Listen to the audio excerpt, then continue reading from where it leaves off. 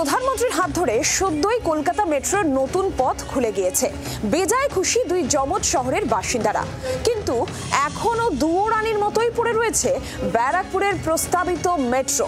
মাটি পরীক্ষার কাজ হয়ে যাওয়ার পরও দীর্ঘদিন ধরে থমকে রয়েছে কাজ। কেন থমকে কাজ? কোথায় জটিলতা? জি24 ঘন্টা এক্সক্লুসিভ রিপোর্ট।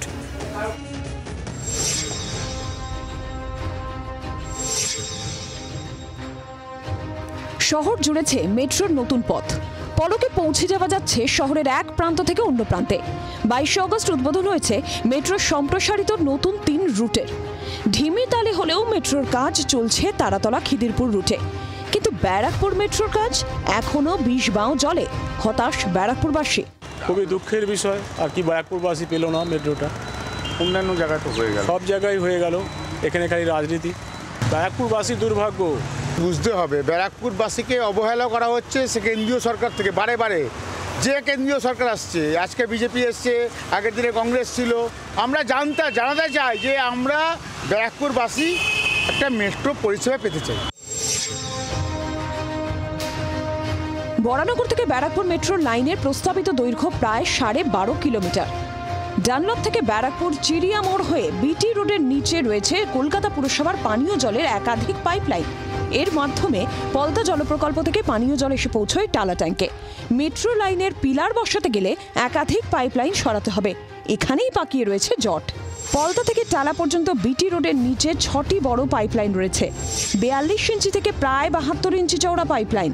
এই পথে মেট্রোর পিলার তৈরি করতে গেলে অন্তত 3টি পাইপলাইন সরাতেই হবে। সূত্রের খবর, শুধু পাইপলাইন সরাতেই 1000 কোটি টাকার বেশি খরচ হতে পারে।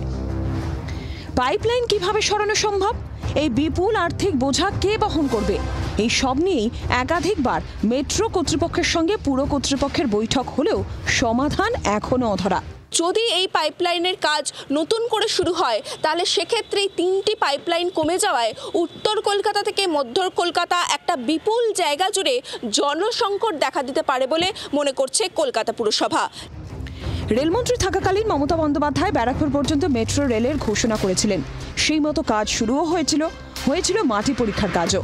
দমদম থেকে দক্ষিণেশ্বর পর্যন্ত মেট্রো হলেও বরানগর থেকে ব্যারাকপুর পর্যন্ত মেট্রো সম্প্রসারণের কাজ থমকে। কেন্দ্রের টাকা পড়ে রয়েছে, দাবি প্রাক্তন বিজেপি সাংসদ অর্জুন সিং এর। যেখানে 2200 কোটি টাকা অলরেডি রেলের এই মেট্রো রেল অ্যাকাউন্টে পড়ে আছে। তারা কেএমসি কে বলেছিল যে আপনি ওই পাইপলাইনটাকে একটা সাইডে করে দিন, মাঝখান থেকে আমরা নিয়ে যাব। এই নিয়ে মিটিং হয়েছিল, কিন্তু যতক্ষণ পশ্চিমবাংলা সরকার না চেঞ্জ হবে, এই সরকার থাকলে কোনো উন্নয়ন কাজ হবে না। জট কাটবে কবে শুরু হবে ব্যারাকপুর মেট্রোর কাজ?